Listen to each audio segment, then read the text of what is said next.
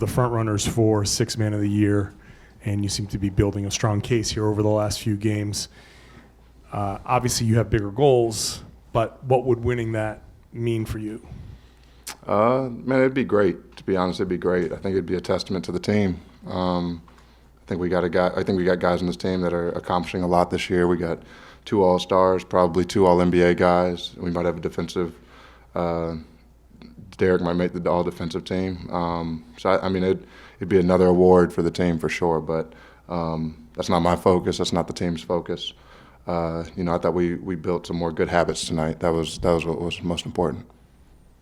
Throughout the year, you've kind of gone back and forth in games of like having a big scoring night and like 8 or 10 points. But this last couple of weeks, you've been really consistent. Like, what are you feeling heading into the playoffs?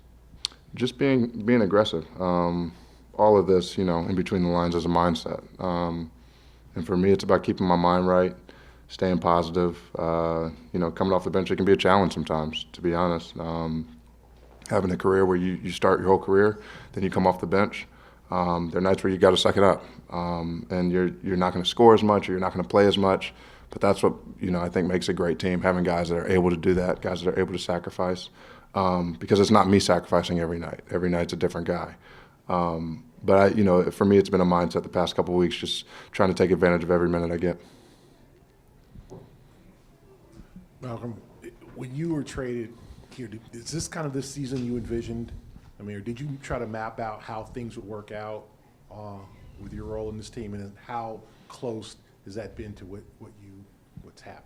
I didn't know what it would be like. I knew I'd be coming off the bench. The Celtics, Brad, they were very upfront about that, coming off the bench.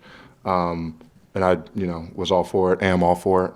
And I knew it would be a very fluid situation. And for me, it's about understanding that, embracing it, and continuing to embrace it for 82 games in the playoffs.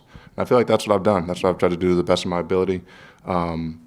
As far as the rest of the team, as far as us being successful, this is exactly what I thought. I thought I'd be coming to a championship team. That's what we have here. So we got to keep pushing. I think we're trending in the right direction, exactly where we want to be. I know, as you continue to say, there are bigger goals, but the fact that you are back in the postseason after the last 2 seasons, and then also clinching that number 2 seed, what does that mean to you? That's everything to me. I want to win. The last 2 seasons for me were rough, not being able to win. I'm a winner. I feel like I've been known as a winner. I want to be known as a winner when I'm done playing in this league, and I want to win at the highest level, and that's winning a championship. So, being in Boston, being a Celtic, fits me perfectly. Malcolm, you talk about sacrifice. You can make the case that everybody, from Jason giving up shots, being a distributor, Jalen, same thing. How tough is it for a team this deep where everybody has to give something up to still kind of keep that balance where everybody's kind of happy, so you can get to this point and be a championship level team? It's tough. It takes a lot of maturity throughout the roster. But I think it starts at the top. I think great organizations, great teams start at the top. It starts with, who's putting the team together. Like for us, it's Brad Stevens. It starts with our ownership group. And I think they've put together like-minded guys that are willing to sacrifice.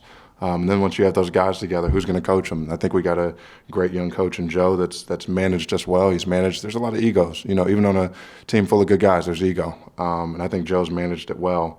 And we've bought in. We bought into Joe being our coach. We've bought into the game plan every night throughout the season, and we bought into embracing each other. And I think that's what's going to pay off at the end of the day. You guys are locked into the 2 spot now. Obviously, 2 games left. What do you kind of hope to get out of these next 2? Do you just want to chill and kind of recover? Is it important to get like a little rhythm right heading into the playoffs, especially with the break? Like, what do you want to get out of the weekend? I think most importantly, it's about being healthy going into the playoffs. Number 1 for sure, especially with the foundation we've built. And then 2, it's about finishing the season strong with good habits. We don't want to lose these 2 games. We want to go in with momentum, like you said. I think that's one of the most important things for any of the high-seeded teams is to go in with momentum, because we're going to get everybody's best shot. Malcolm, on the topic of sacrificing and your role this year, how do you envision that evolving into the playoffs now? Obviously, you've had some opportunities here to have bigger minutes, bigger shot totals, but you, Derek, Marcus have all had big years, only 2 spots out there sometimes. How do you see that evolving into the playoffs? Honestly, I have no clue.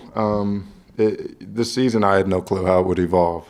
You have three starters vying for two positions at the end of the day. So I think game by game, it's gonna change like it has throughout the season. I expect it to be that way, and whoever has it going, whoever is in the game while they're big runs, that's really who should be on the floor.